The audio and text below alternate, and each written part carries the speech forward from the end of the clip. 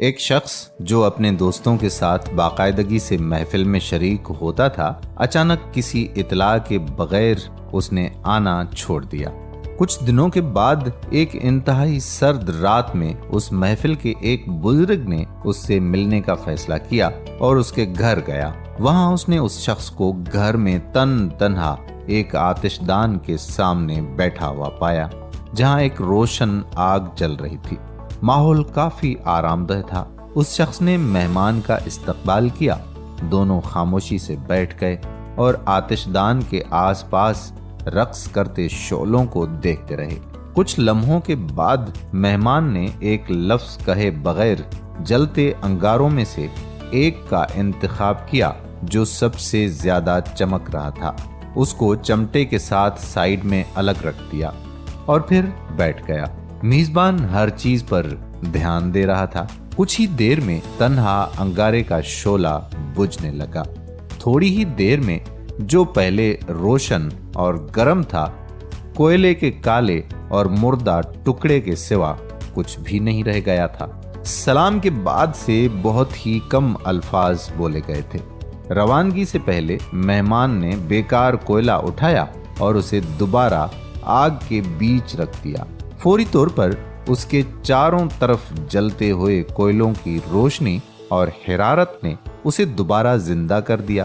جب مہمان روانگی کے لیے دروازے پر پہنچا تو میزبان نے کہا کہ آپ کی آمد کا اور آپ کے خوبصورت سبق کے لیے شکریہ۔ میں جلد ہی آپ کی محفل میں واپس آؤں گا۔ محفل کیوں بجھ جاتی ہے؟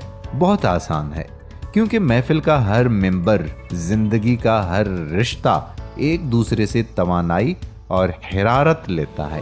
سب کو یاد رکھنا چاہیے کہ وہ شعلے کا ایک حصہ ہیں اور ہم سب ایک دوسرے کی آگ کو روشن کرنے کے ذمہ دار ہیں، اور ہمیں اپنے درمیان اتحاد کو قائم رکھنا چاہیے تاکہ محبت کی آگ واقعی مضبوط، مؤثر اور دیر پا ہو اور ماحول آرام دہ رہے۔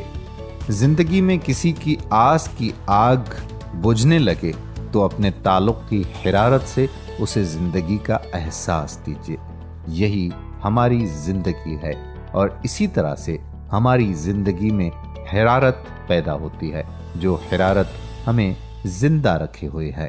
امید کرتے ہیں کہ یہ سبق آموز ویڈیو آپ کو ضرور پسند آئی ہوگی۔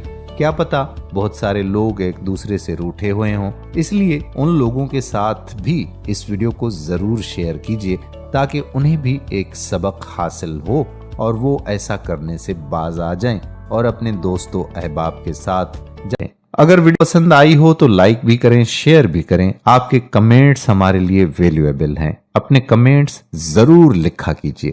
اگر آپ نے ابھی تک ہمارا فیس بک پیج اسلامک لائن لائک نہیں کیا تو اسلامک لائن کو لائک کر کے سی فرسٹ کر دیجیے تاکہ یہاں پر جتنی بھی ویڈیوز اپلوڈ ہوا کرتی ہیں ان کا نوٹیفیکیشن آپ کو بر وقت ملتا رہے۔